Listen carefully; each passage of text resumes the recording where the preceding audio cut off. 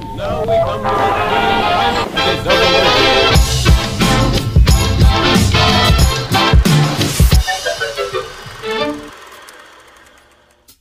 Gawa tayo ng barbecue chicken wings. Good afternoon mga kamamsi ko dyan. Meron tayo ditong binili na kalahating chicken wings. So magluto na tayo ng pang-ulam natin para sa hapunan. Maglalagay ako ng seasoning, 1 teaspoon pamintang durog, and konting asin.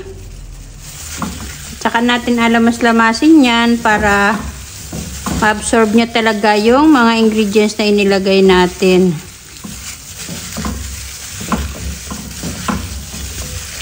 Naset aside ko lang ito for 10 minutes kasi nga magluluto na ako.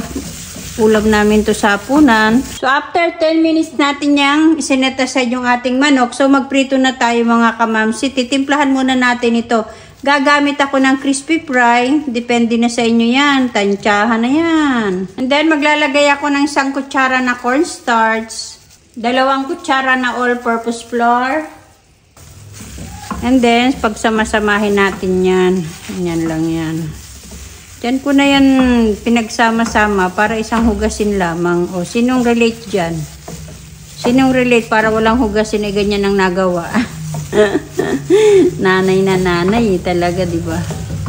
So, painitin muna natin yung ating oil. So, okay na yung ating oil. Huwag niyong masyadong pakainitan ka para hindi ka agad-agad masunog.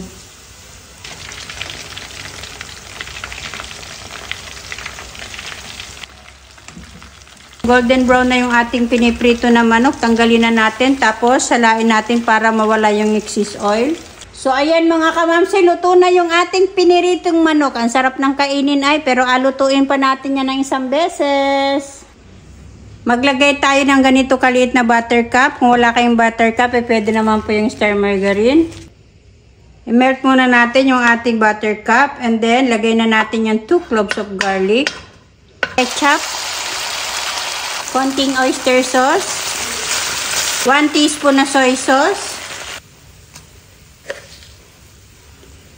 2 teaspoon na brown sugar. Magdagdag tayo isang 1/8 cup pa na ketchup. By 1/4 cup na yung nalagay natin na ketchup. So, i-mix lang natin. Saka natin ilagay yung pinirito natin na chicken wings. And then, i-mix natin yan. Sarap.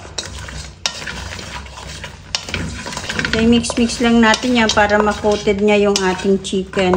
And then, ilagay nyo lang sa napakahinang apoy para hindi masunog yung inyong pang-coated sa ating chicken wings.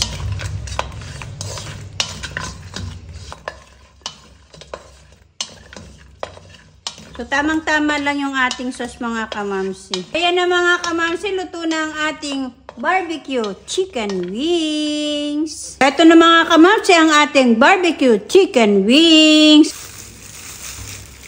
Kain po. Grabe, ang sarap niya mga kamamsi. Try nyo.